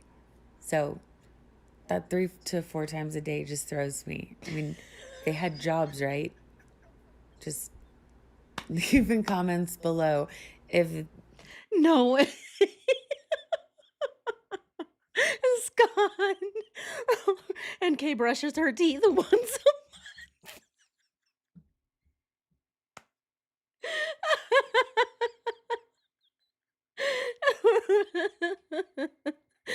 I think so. I don't think she flosses either, right? I don't think she ever flosses.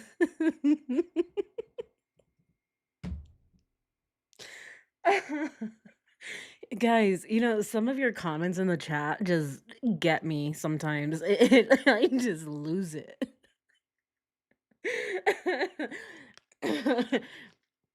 I think this is why I prefer live streams too, just so much more because I just laugh at all your crazy comments.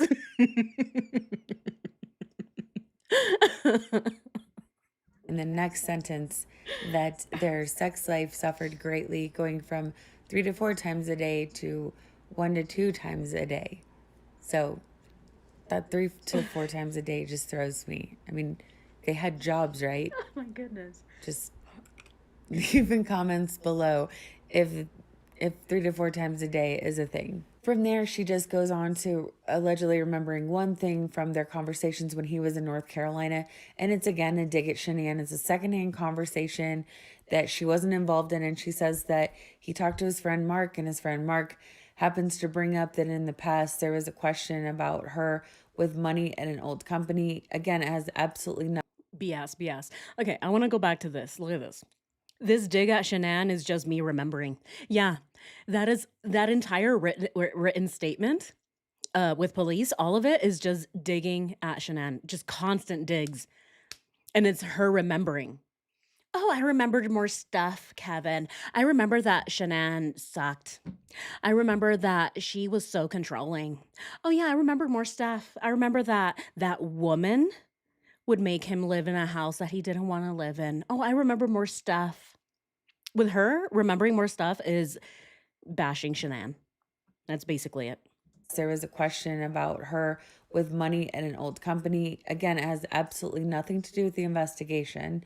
And then her next thing that she talks about is the day after Chris gets back from North Carolina, he picks up the touch up paint from the Toyota dealership and drives over to her house after work.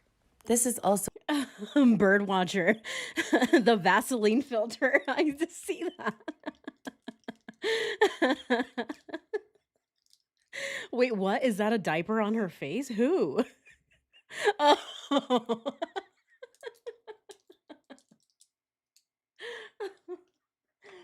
man. By the way, I'm eating these like candy. I should probably stop, shouldn't I? It's the only thing that stops me from coughing. I just don't wanna be coughing throughout this whole live stream, you know? Hey, Rock, see Molly's comment. Notice NK only brought up an apartment with 1 room for bunk beds. No baby room. Huh. Oh, okay, let's go ahead and I'm just gonna scroll up real quick. Molly, she's natural, used a wagon wheel from the prairie. Okay, maybe not that one, right? Okay, where is it? Only bunk beds. Hmm. So she's mentioning wait, are you guys saying that she's mentioning looking up apartments, but just with 1 bedroom, so no extra bedrooms for the kids? Is that what you guys are saying? Yeah, she never mentions a room for Nico. Oh, I see what you guys are saying. Huh. I wonder though if that's because she's sticking to the script. Again, right? So she knew that baby Nico was real, that he's about to be born, but I wonder if she is just really sticking to her own script of pretending like she didn't know that Chanel was pregnant. What do you think? Just interesting point. Yeah. Yeah, they were not planning on a baby room. That's a very interesting point. Huh. But I don't know. I do think that she's just really sticking to her script. If she mentions Nico, then she would admit that she knew that Shania was pregnant. What do you guys think? I don't know. Both Ron and Chris never mentioned crib. Well, right, because they never planned on having Nico, right? At least for Chris, he never planned on having Nico. Once he realized, oh, I have this opportunity with this new woman, I don't want my baby anymore. She talks about how wonderful her and her sister. Yes, yes, yes. I remember that. Right. Yeah, she even mentions how her parents got divorced and it was so good for her because, oh, you get two Christmases and oh, Chris, you should read about what divorce does to children. It's actually really good for them, says the woman that is saying, oh, work out your marriage, Chris. Okay, if she knew Shanann was pregnant, that is really bad look for her. I think that's why she immediately wanted all texts deleted. Yeah. Hmm. He's so dumpy looking. Why did, yeah. Yeah, why did beautiful Shanann marry this loser? That's a question of a lifetime. Mm. Okay, that's a good question, guys. I'm gonna ask you this question next about the baby. Okay, let's go ahead and continue. She says that he talked to his friend Mark, and his friend Mark happens to bring up that in the past there was a question about her with money at an old company. Again, it has absolutely nothing to do with the investigation. And then her next thing that she talks about is the day after Chris gets back from North Carolina, he picks up the touch up paint from the Toyota dealership and drives over to her house after work. This is also allegedly the day, according to Chris, that NK gave him a key to her place. We've never known her response to that because this information came out with Cadel, and it was long after the discovery came out. From there, she talks about their night at. Okay, let's go ahead and ask the question. We have 78 votes for the last one. Right, our last poll was, do we think NK and Chris Watts had been intimate by the time of the baby video? 64% say yes. Yes, but after the emails is next, and then 14% say no. Wow. So the majority of us think yes, they had already been intimate? Huh. I don't know if that tracks though with our timeline, guys. Again, I don't know, right? I don't know. I don't think it tracks with our timeline. If they had already been intimate, then wouldn't I feel like they would be way crazier by then. I don't know. I don't think it tracks. I think they were definitely intimate by down here, right? This is when it all hell went, broke loose. As soon as Shanann left, they were like, "All right, let's get it in every single day." But I think prior to that, I don't know. I don't know. I still go with yes, but after the emails. Really interesting though, guys. Who knows? I mean, hey, again, it's possible, right? It's possible. Okay, let's go ahead and ask the next question. So the next question was, God, what was it? Oh, right. Um, why doesn't NK mention more rooms or baby Nico?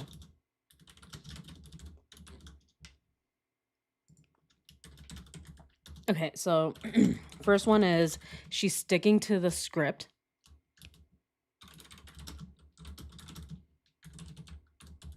Right. No, remember, her script is saying, I don't know. I did not know that she was pregnant, right? Oh, Chris told me that he was divorcing his family. They were in the middle of a separation, blah, blah. Right. That is the script that she was sticking to.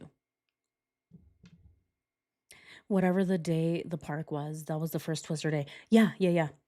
So it was either the 19th or the 26th. Okay, so she's sticking to the script, or what was the other option?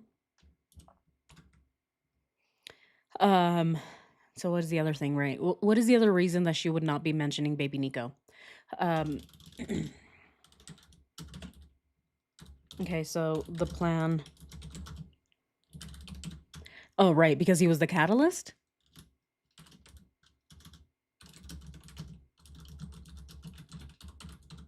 Okay. What is the other one?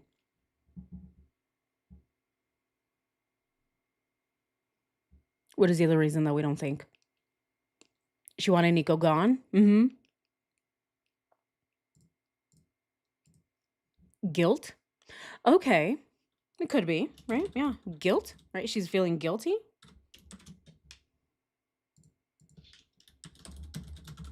All right, and then we're going to do all of the above. Okay.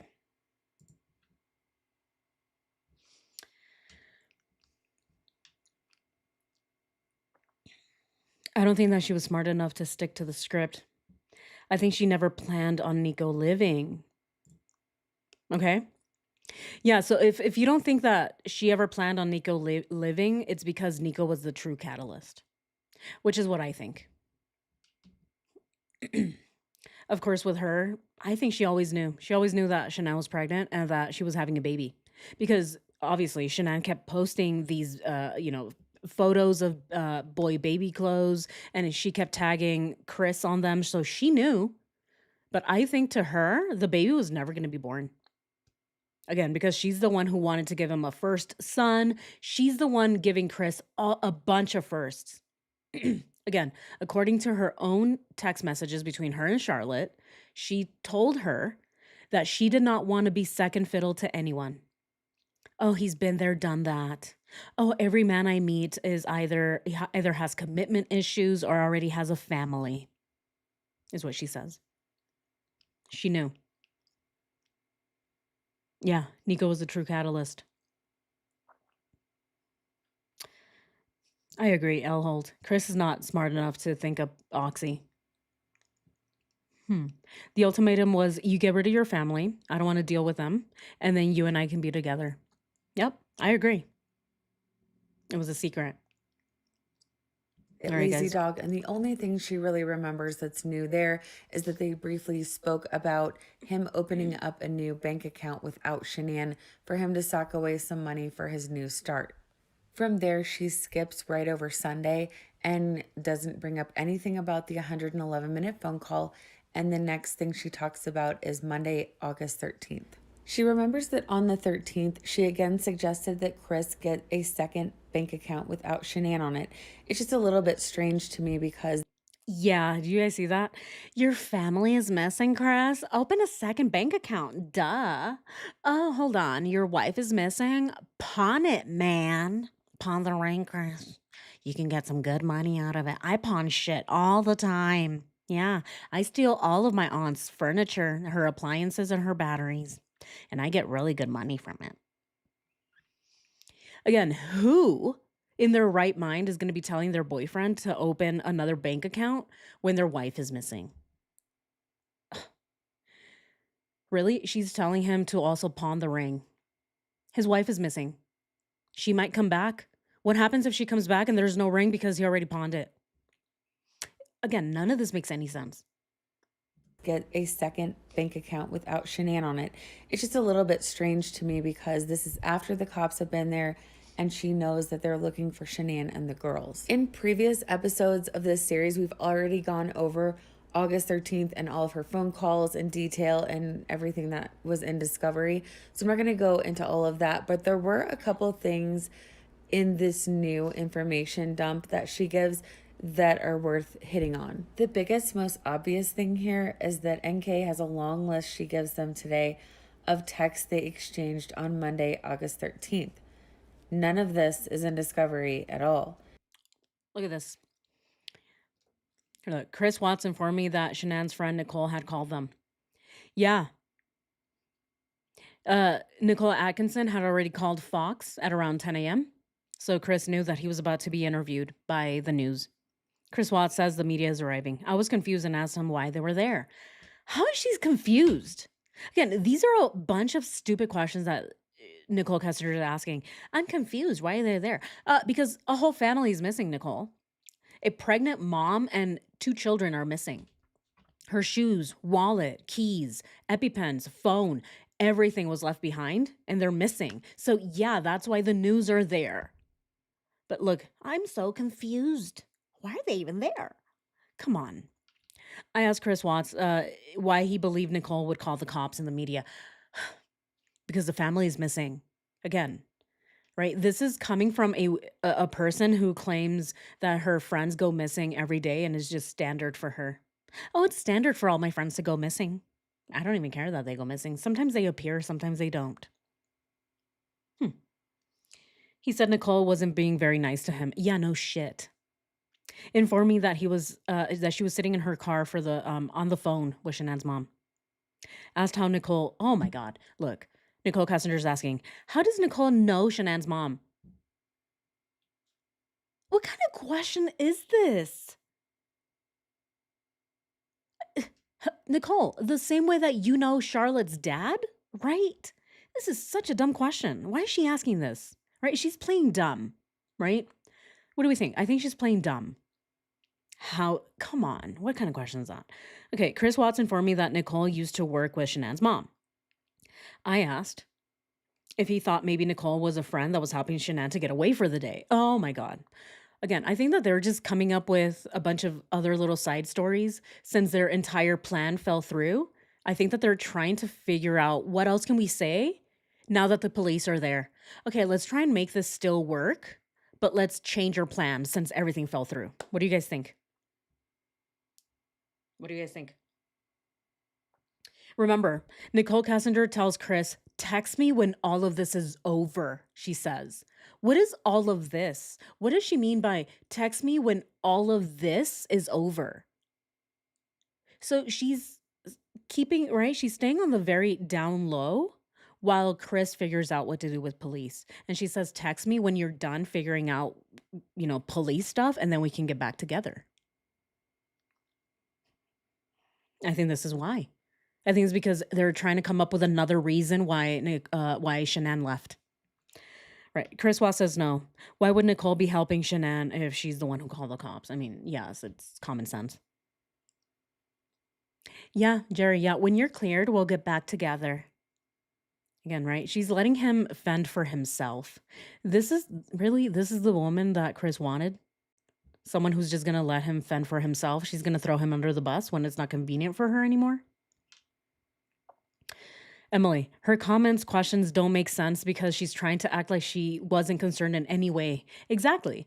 Like, oh, they went to the grocery store. It makes no sense because it's not real. Exactly. Exactly. That's exactly what she's doing.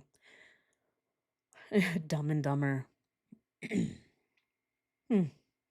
A bunch of stupid questions this woman is asking. All right, let's continue.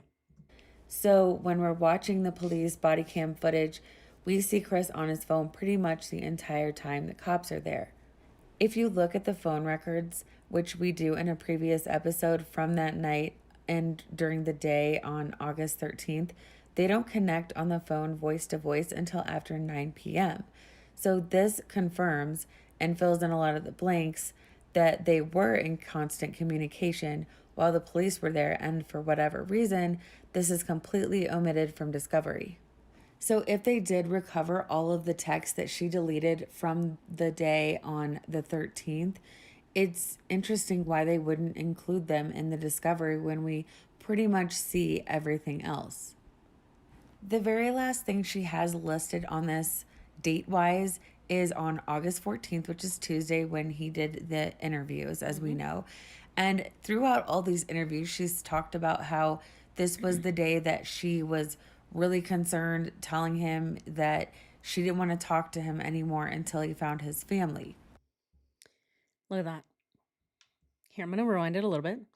Just look at this, and I'm gonna pull something up, and you guys tell me if they're identical twins. I just have to because it reminded me so much of it. Spot the difference. We're gonna play spot the difference.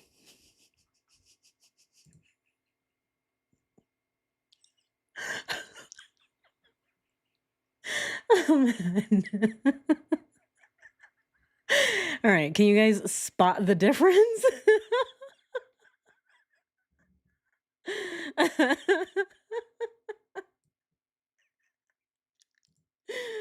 Oh my goodness. I crack myself up sometimes. I just All right, guys, let's spot the difference. Oh my goodness. Uncanny, isn't it? Uncanny. All right. Which is better in your opinion? This one or this one? Look at that. They're identical. Oh shit.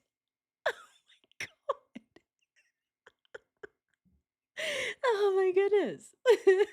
He looks better in the second pic. I agree, right? He looks better in this one, right? Yeah. Ironically, he looks less potatoey in this one, doesn't he?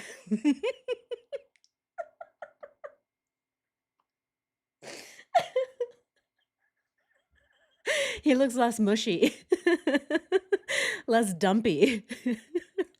Identical. They're the same. What difference? I don't see it. Right? Some of you think you're getting gaslit. Am I getting gaslit? That's the same person. Yeah, look, may I suggest a sausage? Spot the difference. Boom.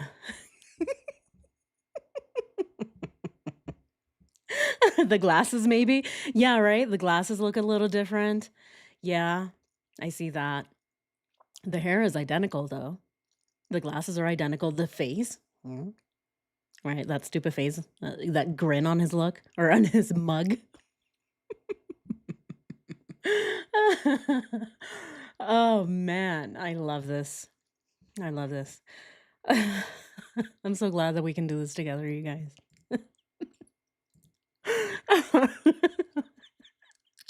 He gives, a knucklehead a new meaning. He really does.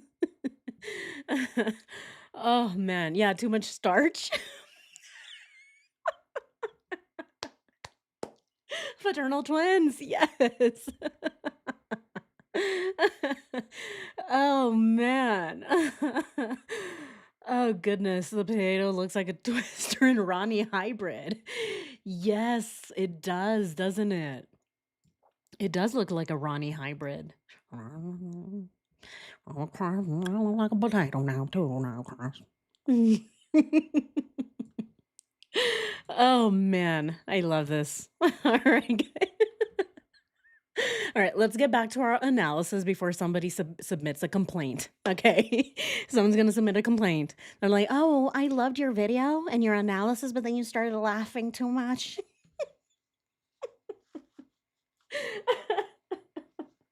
All right, let's go ahead and continue before somebody talks to my manager. Telling him that she didn't want to talk to him anymore until he found his family. So, for the one piece of information she's remembered from August 14th, you'll see that it says text. Well, anything that's a text, she's fully aware that they may get a hold of it even though she deleted it, and so she's going to have to address it. And Tuesday was a big day. If you'll remember that in one of her versions, this is when she allegedly found out that Shanann was pregnant for the first time. This is when the canines were coming out that morning, and she had told him to move his truck so that Shanann wouldn't be supposedly afraid to come home. This was also when the media was coming out. She said that May I suggest the crabs? Yes. Yes. That would be perfect. Tiffany. Hey, Tiffany. Tiffany, if you're watching, if you're listening, I have a request. We all have a request. Can you please make one that says, "May I suggest the crabs?" Please, please, please. Okay, we're putting way too much pressure on Tiffany now. We're just joking. We're just joking. If you do want to make it though, please, please. I would not be opposed to it. they were fighting, and she was getting very concerned and scared and told him she didn't want to talk to him anymore. So it does seem very strange that he would text her about opening up this second bank account when that was the day that they had all of that going on. That was also the day that she asked him to delete all the conversations between the two of them, and when she deleted everything off of her phone. Now we've covered all of the interviews between NK and investigators, and it's so much information and so much to analyze, but I think that it helps to break it down like this. So, this episode, part 6, was mainly to just tie everything together and then go over the few pieces of information that she gave on September 4th. And there are a few important pieces that will directly lead in and tie into part 7. And we're excited to share some of the new information that we found and get your opinions as well. So let us know what you think in comments. And as usual, if there's anything you have questions on or need clarification on or have information that you want to send us, just let us know. Also, please let us know if there's any other cases you'd like us to do a series like this on, or just any other cases in general that you'd like us to do a video on that we haven't. All right, guys, that was it. That was it. Lots of good information, right? What do we think? I think it was a lot of good information. We went through, like I said, right? We've already done all of this. We've gone through the entire discovery. We've gone through Nichol Kessinger's ridiculous written statement. We've already watched all of her interviews, listened to her phone interviews, all of it. But every time that we listen to another analysis, there's always something new. What do you guys think? I think I think we learned a lot. Wait, was I supposed to ask another question? Oh no, that was it. All right, that was our last poll because that was our last question. All right, what do you guys think? The micros, what's up with his lips?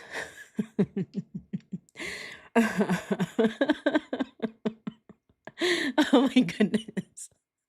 Oh man. Uh, the chat gets crazy sometimes, doesn't it? I have amazing moderators. You guys are amazing. I love you guys. You guys do such a great job at moderating.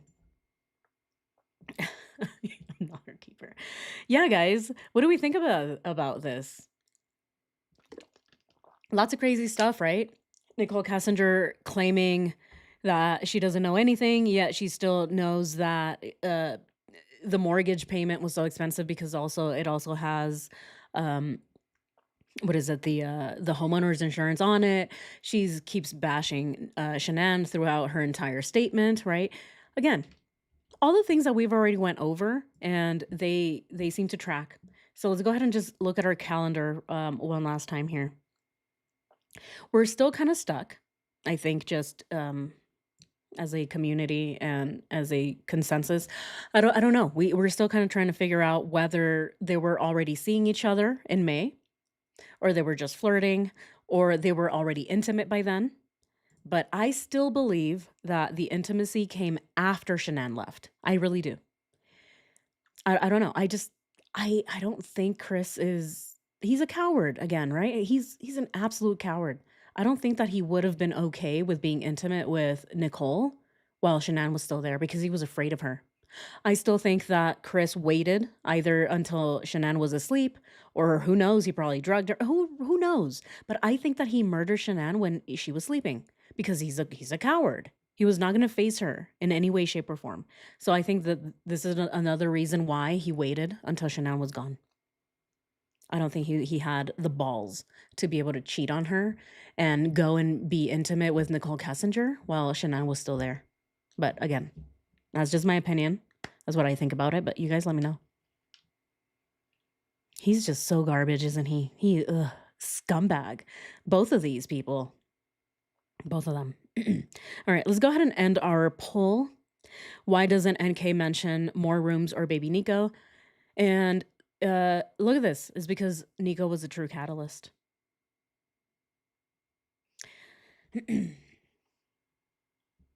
You're saying that he had morals before she left? No, not that he had morals, is that he's a coward, right? Definitely not. The man never had morals. What I'm saying is that he is an absolute chicken. He's a coward.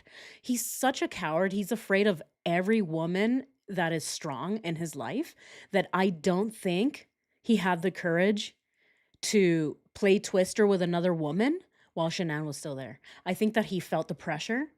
I really think that he waited until after because he felt more secure. He felt more free to be able to do these things because Shanann wasn't there, making sure, like, hey, where are you? Right? Checking the text messages, probably smelling him, right? I mean, these are all things that women think about, right? I mean, if your partner comes home and you hug them and they smell different, I mean, why, it's like, why do you smell like clam? You don't even like oysters. We're not even anywhere near a beach, right? Or the ocean. Why do you smell like rotten clam? Right? I think that she would be asking these questions. And so because of that, I don't think that Chris would have been okay with intimacy until Shanann left. That's all I'm saying. Definitely no morals. I mean, come on. The man has no morals. He's a potato. He's a potato. Tootsie, of course. See ya. Enjoy the rest of your Sunday afternoon. Yeah. All right, guys. Here, let's go ahead. I just want to go ahead and thank everybody for the funding. Tiger, thank you so much. Tiger Harkarit. Is that how you say it? I just want to make sure that I get your names right. Angela, Sam Spooky Witch, Soily Blue. Tiger, Angela, Mai Tai Blue, or Mai Tai, I don't know why I'm saying Mai Tai Blue. I'm so out of it. Mai Tai Before You, thank you so much. Angela, thank you so much. Tiger, Soily Blue, Angela, thank you. Soily Blue again, thank you so much.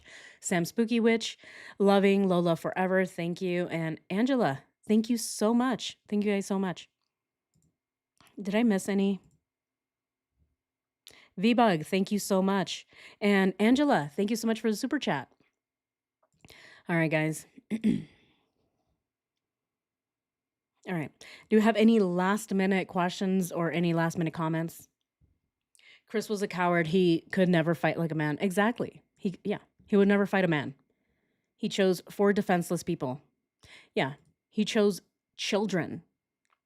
2 children and an unborn baby and a pregnant woman. That's who he attacked. He would never fight another man. There is no way. He smelled like a potato. Until he met NK, then he smelled like a fish market on a hot day.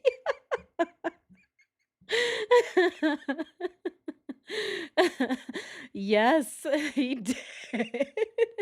Oh, thank you so much, Emily. Thank you. Oh, thank you. I appreciate you. I just saw it come in right now. Thank you so much. The lowest of the low. Exactly. Do you think NK's crabs could survive the nuclear war? Oh, absolutely. Nichol Kessinger's crabs are like cockroaches. They're gonna survive anything you throw at them. I mean, they're gonna survive the AI apocalypse, right? When the AI come after us and they enslave us all, the crabs are still gonna be running, right? They're gonna be running around. They're gonna be like, how do we help you, right? How do we help you enslave these humans? Right? I mean, of course, we've been eating crabs, right? So now they're trying to come after us. They're seeking their revenge. Like roaches, exactly. Oh man. All right, guys. I think I've had way too much coffee today. I had way too much fun, but love you guys so much. Thank you so much for joining today's live stream. Thank you so much for all your theories, your opinions, your thoughts, your insight, and of course, your jokes. Thank you all so much. I appreciate you all. Please enjoy the rest of your weekend. Thank you to my moderators. Thank you guys for being so awesome. Thank you to my members. Welcome to all new members. And thank you to my subscribers. Guys, if this is your first time, you've never watched my live streams, or if you're not subscribed yet, please go ahead and subscribe. We're trying to reach 10,000 subscribers. I'm also trying to bring in some merchandise if you guys want hats, shirts, and stuff like that. I do really want to get to 10,000 subscribers first, and then we can start doing those things. So, yeah, thank you guys so much. And if again, if you want to support the documentary, go ahead and check out my Patreon. And if you want to support in any other way, there's also Venmo. And of course, the best way to support is to subscribe, like, comment, share, hype, all the good stuff. Thank you guys so much. Take care. I'll see you guys next time. I'll see you guys tomorrow. Bye, guys.